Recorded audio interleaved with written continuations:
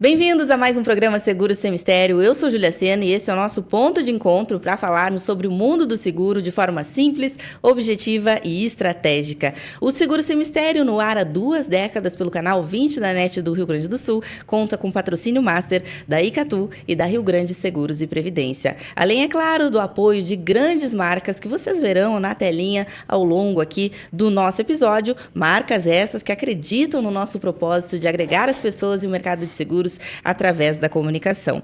Continuamos na nossa super temporada aqui em São Paulo e hoje um episódio especialmente simbólico para nós do JRS, pois nós acompanhamos a trajetória do nosso convidado há décadas e para mim, pessoalmente, é a primeira vez que tenho o prazer de entrevistá-lo. Recebemos aqui no Seguro Sem Mistério Marcos Couto, ele que é CEO da Alper Seguros, que conta com exatos 40 anos ininterruptos de atuação no mercado segurador brasileiro. Uma trajetória que começou aos 14 anos e que passou por posições técnicas, estratégicas e de liderança máxima em grandes companhias do nosso setor brasileiro. Marcos, é uma honra te ter aqui no Seguro Sem Mistério. Muito obrigado, Júlia. É um prazer meu estar aqui.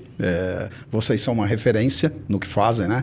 Não localmente, mas nível nacional. E como você comentou, eu estou há bastante tempo e saudoso também da memória e de todas as experiências que eu tive de trabalho com seu pai. Então, tenho um carinho enorme por vocês, por tudo que vocês contribuem com a nossa indústria, que é bastante. Então, muito bom estar com vocês aqui de volta. Olha aí que legal. A gente falava nos bastidores, né, Marcos, sobre essas lembranças. Meu pai também, que tinha um grande carinho, uma grande amizade com você, ele falava muito a frase, e eu lembro que ele falava muito isso em relação a você também, que ninguém faz nada sozinho, é o nosso primeiro valor aqui no JRS.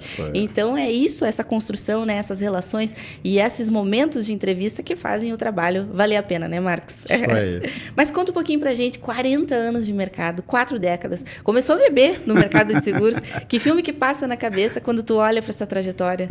Estou até brincando que agora eu vou usar o 40 como idade, né? Ninguém gosta de falar idade, então agora eu vou falar 40 como idade, mas são 40 anos ininterruptos nessa indústria e que eu comecei realmente muito jovem, naquela ocasião, naqueles tempos era possível, hoje em dia é até difícil, né? Você começar tão jovem e que rapidamente eu me apaixonei pelo segmento, pelo setor e iniciei ali uma jornada que segue até hoje. E, inclusive, como estão dizendo que vamos viver muito, né, cada vez mais, quem sabe vamos passar dos 100 anos, quem sabe, eu vou estar mais uns 30, 40 aí por esse segmento, né, sempre fazendo algo aqui. Então, tem sido uma jornada incrível, como você bem comentou, e eu sempre falava disso com seu pai, ninguém faz nada sozinho, né? Então, tudo que eu conquistei, construí, sempre antes de mais nada foi montando excelentes times, equipes, porque isso é mais do que relevante, né? É um conjunto de pessoas que faz a entrega final. Então, eu tenho isso muito em consideração e não tenho dúvida que em cada uma das empresas, seguradoras que eu estive, hoje na Alper Corretora, que em todas eu fui muito feliz e consegui construir grandes times e fazer grandes entregas para o nosso mercado. Muito legal. Marcos, permissão para usar sotaque gaúcho aqui, pode ser? Então, cuidado com o meu R aí, que sai umas portas aí, umas coisas. Eu sou paulistano, então, para que todos saibam, mas a minha família é paranaense, então escapa muito porta verde aqui. Então, já está explicado. Olha aí. Permissão, então, para eu usar o sotaque gaúcho, ó, vou falar aqui, ó, tu começou aos 14 anos de idade, né, Marcos? E o que aquele jovem já via, já enxergava sobre o mercado de seguros naquela época, que inclusive um mercado que era muito diferente do que a gente tem atualmente? Sem dúvida, sem dúvida. Olha, eu acho que para todo mundo que ingressa, quer seja 14, 16, 18, ou como um primeiro emprego em alguns setores, você tem ali um momento de encantamento. E o setor de seguros, principalmente para mim, tão jovem como 14 anos, ele me trouxe isso, um encantamento inicial realmente muito, muito bacana. Ou seja, o seguro lida com tudo, apesar que, claro, eu comecei lá cuidando de um arquivo, numa funçãozinha de nada, mas olhando para tudo aquilo. Então, eu comecei no Sindicato das Seguradoras do Estado de São Paulo, para ter uma ideia. E lá tinha, naquela época, como você disse, as coisas mudaram, mas tinha as comissões técnicas de seguros. E muita gente que vai estar me escutando vai lembrar disso e vai falar, nossa, eu fiz parte, né? Isso já não existe mais, existem outras categorias hoje. A ANSP tomou muito esse espaço hoje, da onde inclusive sou membro do conselho e que tem essas categorias. Mas vendo aquilo e vendo, nossa, falar de tanta coisa interessante, de tanto tipo de produto, de tanto segmento. Aquilo me encantou. Eu falei, meu Deus, isso aqui é algo que tem que aprender de tudo, tem que entender de tudo. E como alguém sempre que eu fui muito curioso como tal, aquilo chamou minha atenção. Eu falei, eu quero ficar aqui, eu quero aprender e vou fazer alguma coisa aqui interessante como tal. E acho que consegui. Olha aí que legal. Você citou a Academia Nacional de Seguros e Previdência. No final, agora, quando esse episódio sair, agora em março, não sei, acho que não vai ter acontecido ainda, mas vou estar assumindo como acadêmica também, fui convidada. Que legal, muito bem-vinda. Estou ansiosa para fazer parte, sei que a academia é aí muito renomada e que realmente tem muitas atividades, né? Sim, a academia hoje exerce um papel fundamental no nosso mercado, fomenta o conhecimento de uma forma relevante. Como eu disse, aquelas antigas comissões técnicas hoje estão dentro do ambiente da academia, que eu acho que é um ambiente correto e pertinente. Então, assim, a contribuição é muito grande e que bom que você vai se juntar, mais uma acadêmica, e trazendo toda essa sua experiência aí de comunicação, de marketing, que é muito bom para o nosso setor também. Espero que eu possa aí contribuir à altura, Marcos. Mas olhando para essas 4 décadas, né, na tua avaliação, o que mudou no mercado de seguros de lá para cá? Bom, mudou bastante coisa, né? Acho que nem vamos... tecnologia. Então, imagina, não tinha computador, né? Então, é uma época que é um tempo tão considerável que não existia nada de tech, né? Era máquina de datilografar. Eu lembro que quando eu comecei a máquina de datilografar era lá o principal. Não tinha fax, né?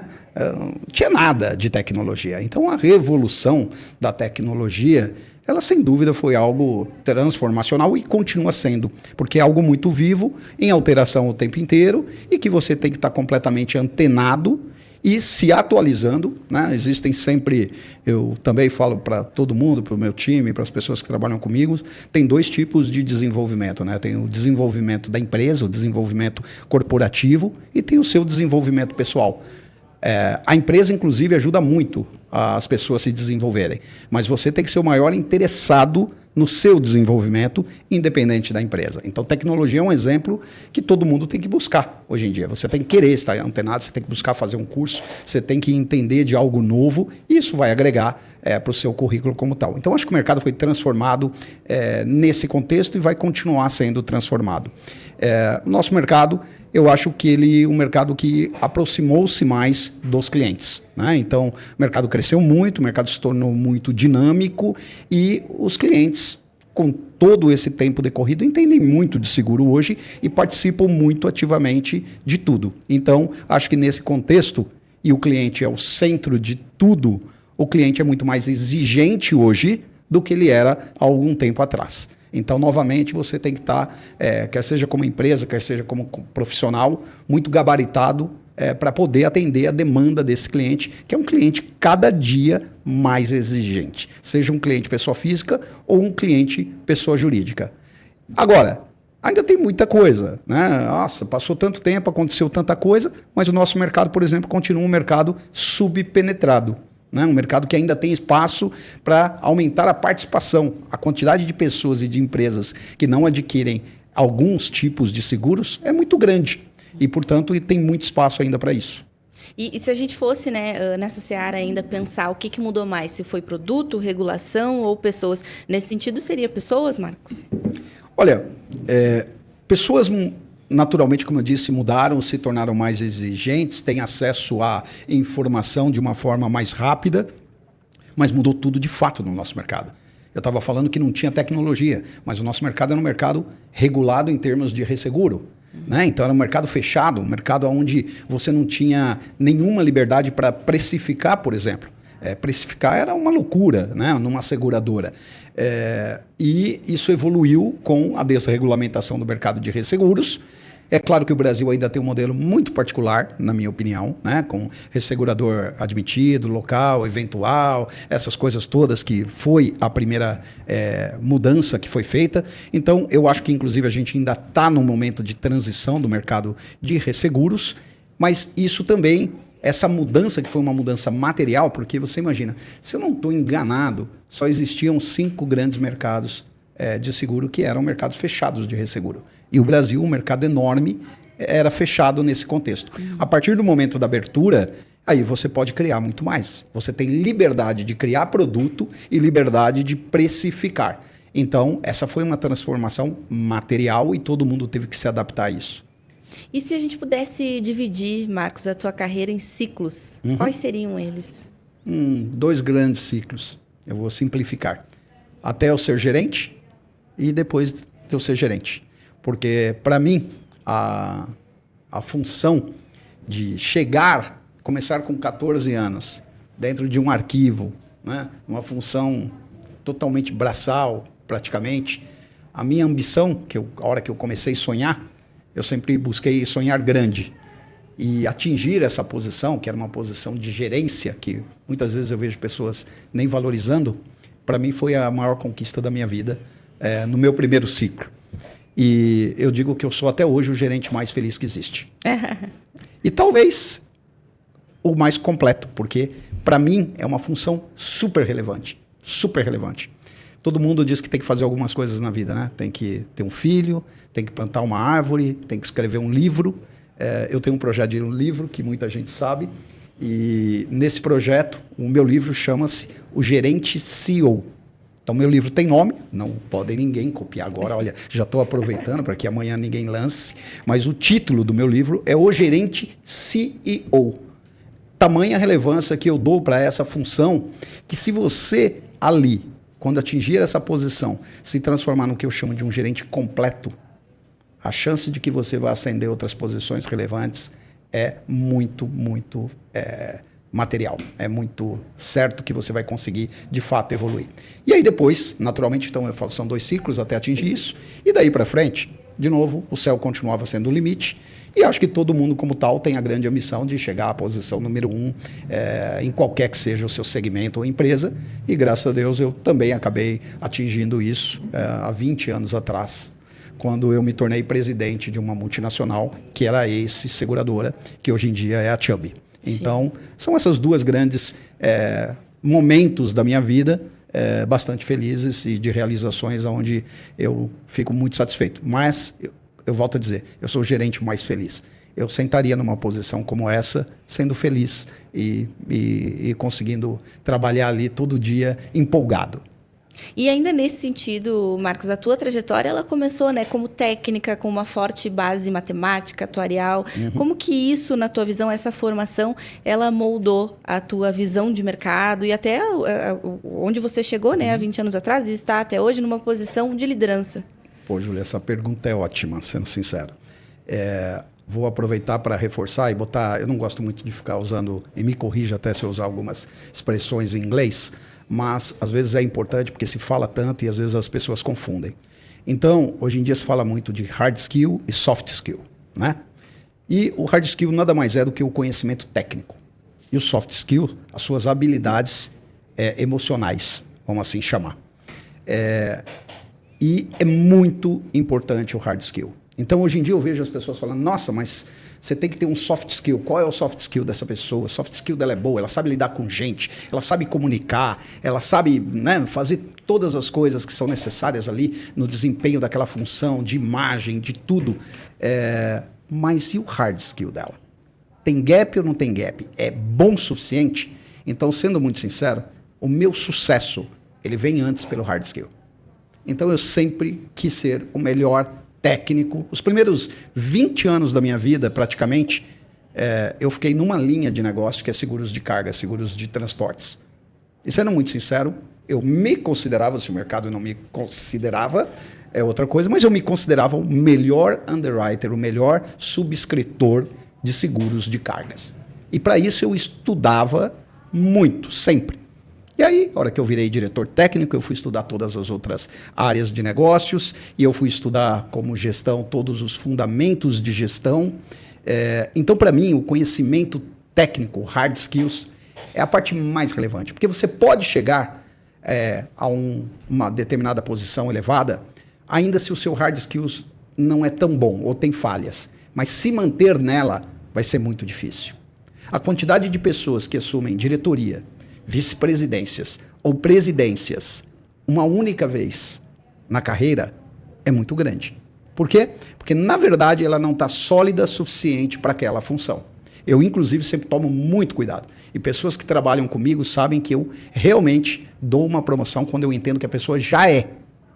Então, eu vou te promover a diretora, a vice-presidente, quando eu te enxergar como diretora, como vice-presidente. E não você sendo uma gerente, eu falando, agora eu te promovo a diretora, e aí você vai se tornar uma diretora. Essa é a grande confusão das pessoas, e por isso que algumas pessoas, quando atingem, não conseguem se manter naquela posição. Porque quando você atinge uma determinada função, uma determinada posição, automaticamente o mercado tem uma grande expectativa sobre você naquela posição.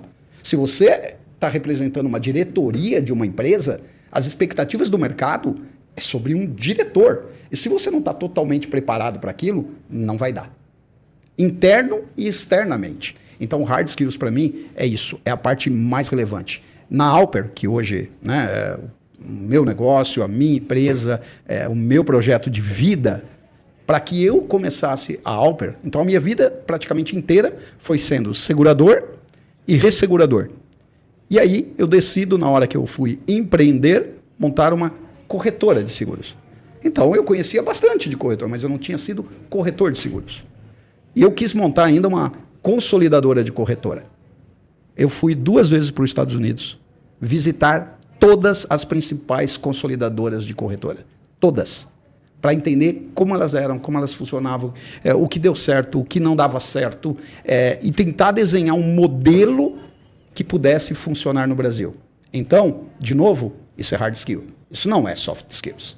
Tá bom? Então, desculpa o longo aqui, essa explicação, essa resposta longa, não, mas para mim tranquilo. É muito relevante esse ponto que você tocou. Fica tranquilo, a gente adora, assim, quando vê, já até foi didático aqui, a Gabi que está nos acompanhando nos bastidores, ela que é diretora de marketing e comunicação da Alper, foi até didático, viu? Só que legal, o programa aqui serve para isso também, para a gente ensinar um pouquinho para o mercado e aprender, né? Todo mundo aprender junto. Eu te acompanho, né, Marcos, a tua trajetória já há muito tempo, mas acompanho também nas redes sociais, então eu leio muito o que tu escreve ali. E eu já vi você dizer algumas vezes que gosta de apoiar as decisões com o maior número de informações que você puder aí reunir, mas sem perder o timing. Como é que é para equilibrar essa questão de razão e intuição? Super importante. E você realmente falou que você acompanha, e isso eu realmente falo. Porque o time é algo muito material, mas muito material. Não adianta você sair com o melhor produto, ou com a melhor cotação, ou com o que quer que seja, fora do tempo. Não vai funcionar, você não vai ter o resultado. Então, um pouco daquilo que hoje em dia se fala de construção, por exemplo, de startup. Não fica esperando o produto perfeito. Começa, arrisca. Então, nas coisas novas, por exemplo, que você criou a partir do que o seu pai trouxe, você já criou coisas novas. E eu tenho certeza que essas coisas hoje estão muito mais evoluídas do que quando você começou. Mas você foi para o mercado. Você não queria perder aquele time de mercado. Então, o time, o tempo certo é muito relevante. E aí existe uma pressão, porque se eu vou tomar uma decisão muito rápida, eu corro o maior risco de errar. E, portanto, eu preciso estar melhor embasado. Daí é aquele negócio que eu gosto de falar também, que é transpiração. Tem que trabalhar muito. Tem que trabalhar mais horas que o seu concorrente. Como é que você consegue chegar no tempo, entregar uma resposta, um produto, uma cotação no tempo correto, com o preço correto, com um produto correto? Trabalhando mais, com maior transpiração. Então, assim, quem me conhece me chama de workaholic. Então, assim, mas queria dizer que eu não tenho nenhum problema com isso. Adoro o que eu faço. Faço com paixão, faço com transpiração. Perfeito? E, portanto, e acho que isso gera o resultado. E aí, as pessoas que estão comigo, elas também acabam tendo que vibrar dessa forma. E aí, aquilo na construção de times que a gente falou no comecinho do podcast. Como é que você monta time? Você monta time de pessoas alinhadas com o teu estilo. Eu tenho, nas minhas empresas que eu liderei, eu sempre digo uma outra coisa. Até 70% a empresa vai até você. 30% é você se adaptando à empresa. Se você quiser, para cada funcionário, atender exatamente todas as demandas, ou do seu time, ou dos seus liderados, você tem 5, 10, 15 liderados. Se você quiser se adaptar a todos, você não vai agradar ninguém, você vai perder tempo, você não vai estar com a coisa funcionando do jeito que deveria. Então você faz 70%, 30% das pessoas têm que se adaptar. Tem que se adaptar. Então, por quê? Porque o negócio tem uma cultura corporativa. Então, juntando tudo isso e as pessoas vibrando e transpirando da mesma forma que você e se sentindo bem com isso, porque, de novo, eu não estou pedindo para ficar aqui de forma forçada. Eu estou pedindo que o meu time esteja alinhado comigo, goste disso, seja feliz trabalhando assim, porque eu sou assim. Imagina, eu sou assim. Então, eu vou ter que mudar. O Marcos Couto não vai ser o Marcos Couto. Eu tenho que me transformar numa outra pessoa para montar alguma coisa. Isso não vai acontecer comigo. Eu não tenho essa dúvida de personalidade. Entende? Sim. Então, com isso, eu acho que as coisas funcionam. Ó, você que está em casa, papel e caneta na mão, que isso aqui está sendo uma verdadeira aula com o Marcos Couto, hoje aqui, CEO da Alper. Só para contextualizar um pouquinho quem está em casa, né? O Marcos citou ali a questão do J. Carvalho, que foi o fundador do JRS. Ele me perguntou nos bastidores, antes da gente entrar aqui na gravação do programa, o que a gente tinha, né, Marcos, mudado no JRS de lá para cá, desde do falecimento do Carvalho, que foi em 2019, então já faz um tempinho. E eu comentei com ele que a gente tem aí novos produtos, aqui também o formato de videocast do Seguro Sem Mistério, que embora tenha 20 anos, né, 2 décadas, já na televisão gaúcha, a gente trouxe também há 3 anos atrás para esse modelo de videocast e também a Maratona da Inovação em Seguros, que é o nosso xodózinho, que a gente quer aí trazer a Alper também para trazer um pouquinho do case dela. A maratona já está marcada para o dia 23 de julho, vai ser em Porto Alegre, mas a gente quer muito aí contar com a presença de vocês. Estaremos lá, estaremos lá. Olha aí que legal, viu, Gabi? Vamos dar um jeito. Marcos, e liderar uma seguradora como a ACE, né, que foi aí um dos papéis que você já passou, é diferente de liderar uma consolidadora, uma companhia como a Alper? Olha, foi uma experiência fantástica. Assim, de novo, eu era um segurador, então, naturalmente... E, aliás, eu vou colocar um detalhe que quando eu quis empreender, primeiro eu quis montar uma seguradora, até porque, como eu disse, era o que eu fazia. Tá? Eu cheguei a cogitar isso. Foi uma experiência fantástica. Primeiro, tudo na vida tem prós e contras, mas, primeiro, você tem uma chance de assumir uma liderança a primeira vez num cargo máximo de uma multinacional americana, que era uma seguradora disruptiva no mercado. A ACE foi uma seguradora que causou, pode ter certeza. A ACE era uma empresa super jovem que comprou empresas bicentenárias, para ter uma ideia. Eu tinha orgulho, na minha época lá que eu comentei de transportes, que a empresa era a INA, Insurance North American Company, fundada em 1792. Antiga pra caramba. Para você ter uma ideia. Mais de 200 anos. E aí, de repente, a ACE compra a INA, onde eu estava. E a ACE tinha 26 anos de existência, se eu não estou enganado. E a gente falou, meu Deus, o que é isso? E essa empresa, inclusive, decide usar a marca ACE e não a marca INA, para você ter uma ideia. Nesse momento, quando isso aconteceu, só para você entender, como você tem que também se adaptar à empresa, eu estava lá, como outros executivos, que fomos comprados globalmente por uma empresa de 20 e poucos anos, uma empresa bicentenária. Inúmeros amigos meus, executivos da companhia, decidiram deixar a empresa. Falaram, eu não quero, eu não acho que essa empresa, eu não quero representar essa marca, eu não quero... E eu decidi ficar. E essa foi a melhor decisão que eu tomei também na minha vida. Por quê? Porque eu aprendi demais. Uma empresa nova, uma empresa buscando mudar um mercado, uma empresa moderna. A comunicação da ACE sempre foi uma comunicação. O marketing da ACE é um marketing até hoje, o da Chubb, que é a ACE. Sim. A ACE renovou a Chubb, né? Manteve a marca Chubb agora, mas renovou a marca Chubb, se vocês olharem posicionamento, essas coisas todas. Então essa empresa me trouxe um mundo de coisas muito interessantes e essa etapa foi uma etapa fantástica como tal. Depois da ACE, a minha decisão foi fazer uma mudança, que foi uma mudança de buscar... Eu queria atuar, então a minha vida inteira tinha sido em multinacionais, e aí eu queria atuar com o mercado local de capitais do Brasil. Eu queria atuar aqui com fundos de investimentos, eu queria estar tocando algo onde a autonomia, que falta um pouco quando você está liderando multinacional, existe. Você faz isso até hoje, né, Marcos? Eu vi lá no seu LinkedIn. Exatamente. Eu tenho até um fundo de venture capital como tal. Mas eu queria trabalhar com private equity.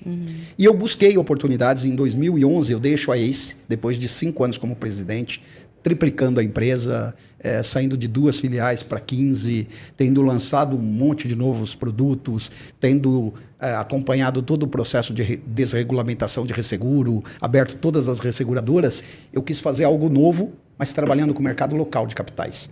Porque eu entendia que isso ia ser importante a hora que eu quisesse empreender. Então eu queria ter acesso a capital, conhecer esse mercado, como levantar dinheiro, como captar dinheiro. E aí eu tomei uma decisão e deixei a ACE e assumi uma empresa chamada Tempo Assist, que hoje em dia é apenas a Tempo, que era uma holding que tinha 5 divisões distintas e uma empresa listada na Bolsa com 2 grandes fundos de private equity como investidores da empresa. E essa mudança foi, de novo, uma disrupção na minha vida, uma mudança radical do que fazer, como fazer, mas que valeu muito a pena e me preparou de novo com hard skills para poder empreender e construir a Alper, que é hoje o meu projeto, vamos dizer assim. Marcos, tem uma característica da Alper que eu acho muito interessante, né? Que é a questão de transformar múltiplas marcas e culturas em uma única identidade. Talvez a corretora mais proximidade que a gente tinha, que é lá do Sul, que era a Fracel, e que hoje é Alper, né? Sim. E a gente vê o quanto isso se manteve. Inclusive, um beijo pro meu amigo Giovanni Balém, adoro, que é aí, faz parte, né, do time de líderes da Alper. Aqui. Isso, adoro ele, tem muito conhecimento. Hard skill, esse aí tem pra caramba, e soft skill também, mas como a gente estava falando antes, né? E o que na tua opinião, Marcos, quando a gente faz, né, essa questão de pegar múltiplas marcas e culturas e transformar numa única identidade, o que é mais difícil nesse processo ou desafiador, né? Bom, é bastante desafiador, mas antes de mais nada, um projeto estruturado. Como eu disse, para decidir montar a Alper, eu fui 2 vezes aos Estados Unidos conhecer todas as principais consolidadoras. Existem inúmeros modelos de consolidadora. Aqui no Brasil mesmo nós temos alguns modelos de consolidadora. A Alper não é a única consolidadora hoje no Brasil. Mas o modelo que mais me agradou foi esse modelo onde você constrói uma cultura única, uma marca única, uma única bandeira.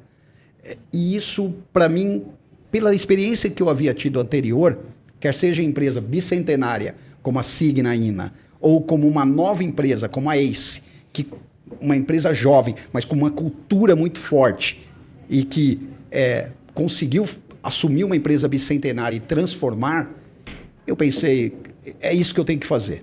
Então, a ideia do projeto da Alper parte primeiro dessa premissa. Nós todos estamos construindo uma nova empresa, mas com uma única cultura, uma única marca, um único modelo de negócio, uma única plataforma. E aí tem esse grande desafio, mas eu estou comprando empresas. Eu comprei empresas nos últimos 8 anos, nós compramos mais de 25 empresas nos últimos 8 anos.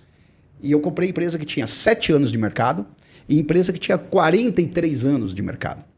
E você tirar a marca de uma empresa que está consolidada, como a Fracel, que você comentou, como uma Almeida Budóia e muitas outras que nós compramos, a Next Barca, que a gente comprou em Porto Alegre, né? JDM também, que nós compramos também no Rio Grande do Sul, é um desafio muito grande. Mas como é que a gente faz esse desafio? A primeira coisa, entendendo que uma corretora, qual é o nosso produto? O produto da seguradora é muito fácil. O produto da seguradora é o produto securitário em si. É ela que paga o sinistro, ela que responde por aquilo. Ela tem um produto real. Ele não é físico, ele não é um copo, não é uma mesa, mas existe um produto. A corretora não tem isso. A gente distribui, a gente vende os produtos das seguradoras, das operadoras. Então, qual é o meu produto de verdade? E para mim veio algo muito claro, é gente. Nosso produto são pessoas. E a partir desse momento, eu criei o nosso modelo que a gente vai ter uma marca única, até porque a gente queria, o projeto nasceu como um projeto muito ambicioso, que a gente queria estar posicionado entre as maiores do Brasil, E, portanto, se você olhar todas as maiores, elas têm uma marca, uma bandeira, um modelo de negócio. Para que eu vou reinventar isso? Eu não quis reinventar isso. Mas como é que eu faço isso comprando distintas empresas e algumas com muito tempo de mercado? Eu mudo a marca, em 6, 7 meses, a Alper integra, faz toda a operação ser transformada para a Alper e apaga a marca em 6, 7 meses. Mas como? Mantendo as pessoas. Então, as pessoas, eu não compro a carteira de negócio da corretora. Eu compro as pessoas. Eu não compro nenhuma corretora que você, se você tivesse uma corretora que quisesse vender, falando, olha, cansei, vou embora, vou viver no exterior, a Alper não é a compradora da sua corretora. Pode ser que alguém compre no mercado, mas a Alper não é a compradora. Eu só compro corretora de pessoas, executivos que queiram ainda continuar, no mínimo, por mais 5 anos. Portanto, o exemplo que você deu, a Fracel, todos os executivos estão lá conosco. Então, Giovanni, Fontana, Isa, Chico, todos são Alper. Então, a gente mantém as pessoas. Então, pessoas é o nosso produto, é a parte mais importante. Então, venda e pós-venda, pessoas continuam. A gente não mexe nas corretoras adquiridas nesse contexto. A gente não busca fazer um saving ou uma economia. Eu vou comprar uma corretora que tem 40 pessoas, vou falar, vou deixar 10 pessoas aqui, e vou ter uma vantagem financeira. Não.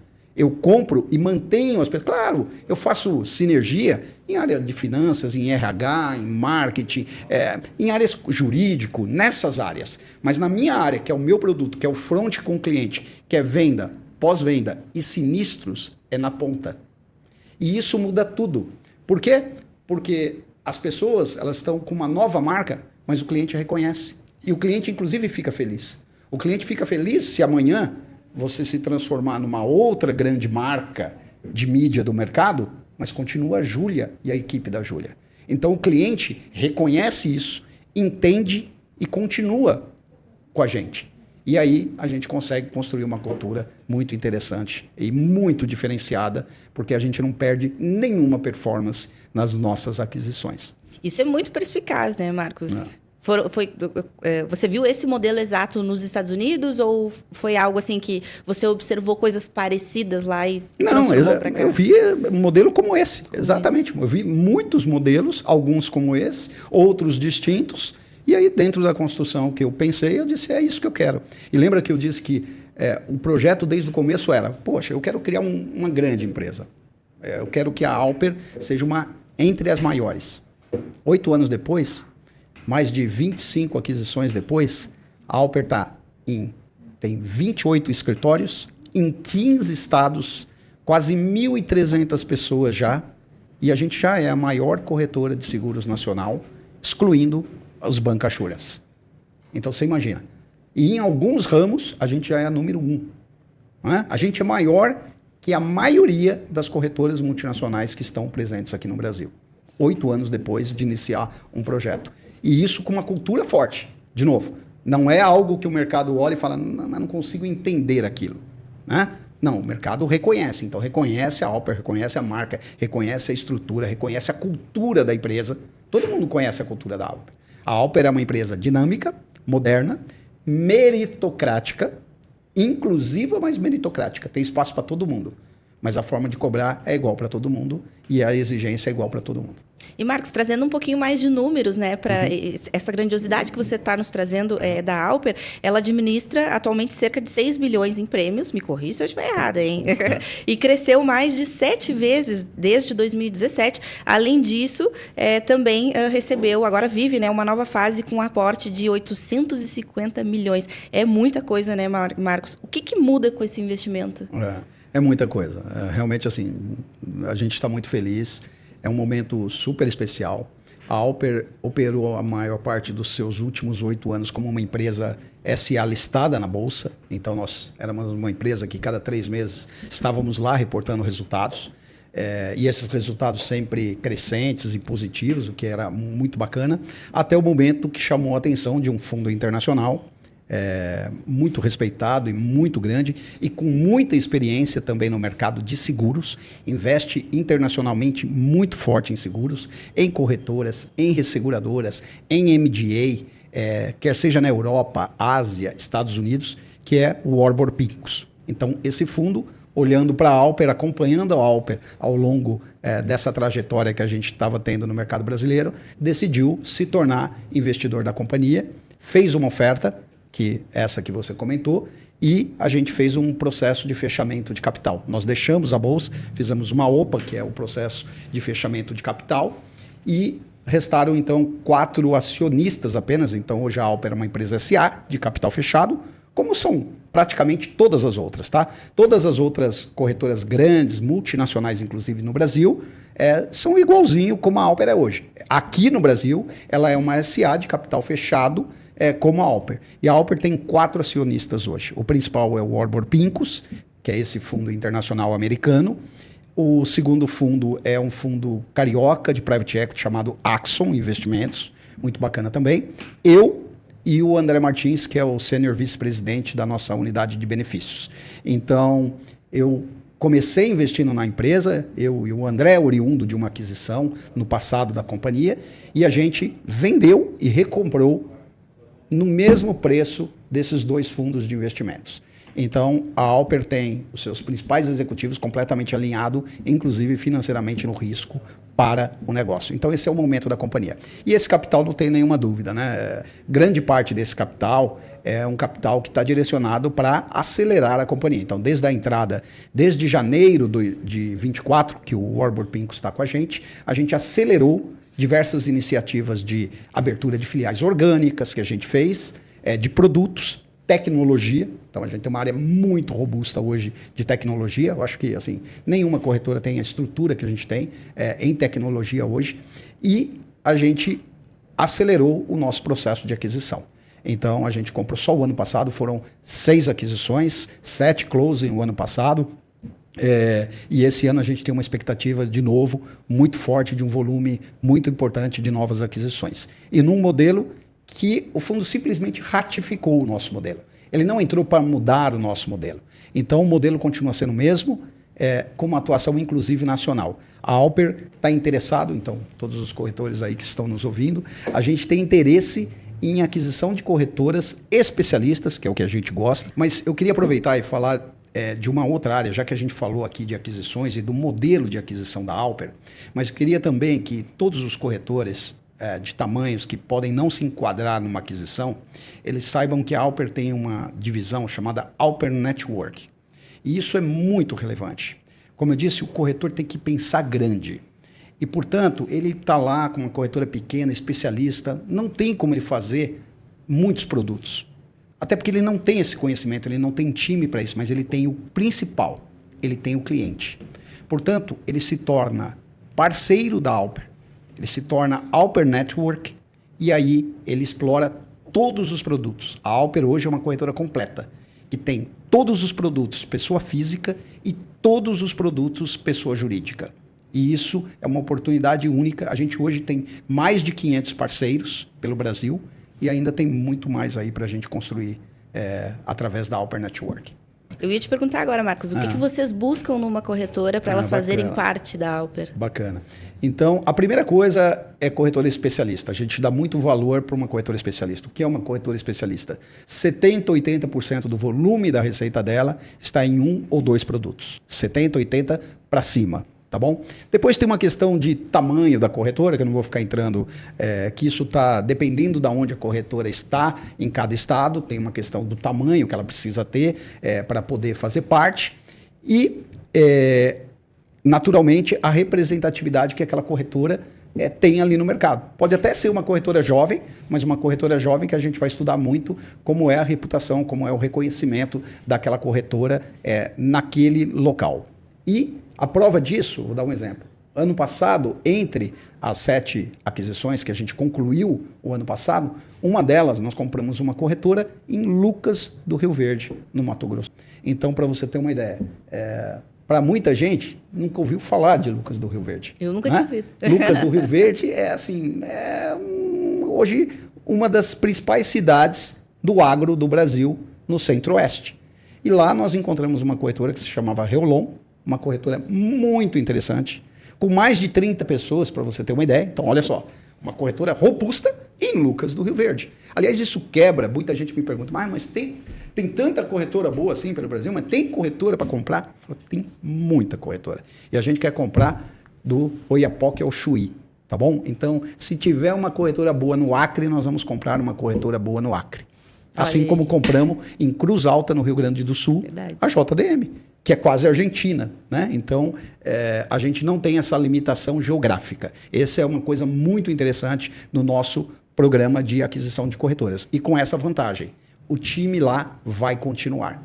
A Alper segue lá com o time que era da corretora e ampliando esse time para fazer mais negócios. Essa explicação é muito legal, né? De que as pessoas se mantêm. E isso até dá mais propósito ainda para elas. Estão fazendo parte de algo ainda maior do que elas já faziam. Marcos, quando o entrevistado é bom, quando a conversa é boa, passa muito rápido, passa voando. O pessoal já está aqui da produção me dizendo, me libera o homem, que ele tem mais agenda. E eu aqui, ignorando. Mas a gente tem um quadro final aqui no programa Seguro Sem Mistério, Marcos. É uma brincadeira, mas é uma brincadeira que rende aí umas respostas legais, que é o de frente, hoje de frente, com o CEO Marcos Couto. Eu vou fazer algumas perguntas rápidas e tu me responde com o que vier à mente, pode ser? Claro, claro. Mercado segurador em uma palavra.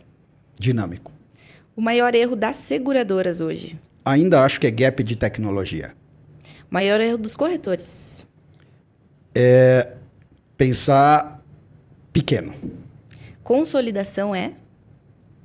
A chave para fazer algo maior. Liderança é? Exemplo, liderar por exemplo, que é o que eu gosto. Uma decisão da qual você mais se orgulha, Marcos? Tá sempre aberto à mudança. Agora uma mensagem final aí para a próxima geração do mercado e para essa geração também que vai estar nos assistindo aqui no Seguro Sem Mistério. Muito bem. Bom, eu me considero velha guarda, média guarda e nova guarda, se isso existe, tá bom? Então, assim, acreditem nesse mercado. Esse mercado é maravilhoso. Todo mundo tem uma oportunidade enorme, enorme. Alguém que está começando hoje no nosso mercado tem uma oportunidade enorme de se tornar um grande executivo no nosso mercado. Muita oportunidade. Esse mercado é grande, é subpenetrado, é dinâmico, é inovador e é gratificante, é nobre. Talvez eu não citei essa palavra, mas eu acho o nosso mercado um mercado muito nobre. O que a gente faz é muito material e é muito relevante para a sociedade. E é muito bacana trabalhar com algo assim.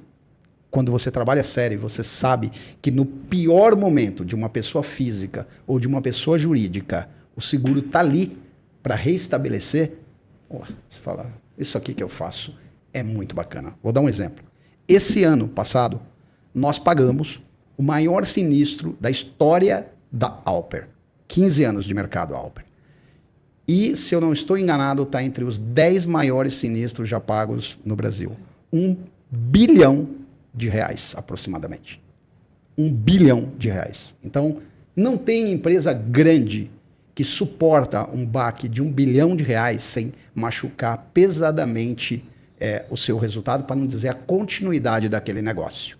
E aí, quando você tem um seguro, em prazo recorde, essa liquidação e esse pagamento, recorde, mérito total, inclusive e principalmente da seguradora e resseguradores ali, acreditando, confiando ali no trabalho, no que a gente fez, e inclusive ali em toda a resposta que o cliente deu. Mas você imagina pagar um cliente em tempo recorde uma indenização. A antecipação desse sinistro foi de 500 milhões, para você ter uma ideia.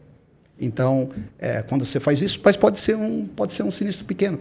Pode ser, né, um automóvel. O automóvel é o bem mais precioso de muitas famílias. E, portanto, se você está lá para fazer frente a esse momento, né, é espetacular. Tá bom? Então, é por isso que eu disse que eu vou seguir. Então, aos jovens ou aos não jovens, espero estar com vocês os próximos 30, 40 anos aqui nesse mercado, aprendendo e construindo alguma coisa em algum momento. Muito legal. Marcos, eu queria te agradecer em nome do JRS, em meu nome especialmente também, que eu fui lá, te incomodei todo o time da Alper. Deu certo, deu certo. Que bom, feliz de estar aqui. A gente fez a nossa entrevista aqui, então fica o meu agradecimento. Vamos mais vezes, né? Vamos combinar mais vezes, fazer mais conteúdo, porque eu tenho certeza que vai ter muita coisa legal aí para a gente estar sempre contando sobre a Alper. Contem com a gente, tá bem? Muito bom. Muito obrigado, é uma satisfação estar aqui. Parabéns por você seguir, né, construindo aí o legado do seu pai e melhorando com hard skill antes e com todo esse soft skill que você domina. E você que nos acompanhou até aqui, curte, compartilha e segue o @jrs.digital nas redes sociais para ficar por dentro de tudo o que acontece no mundo do seguro. Até o próximo episódio.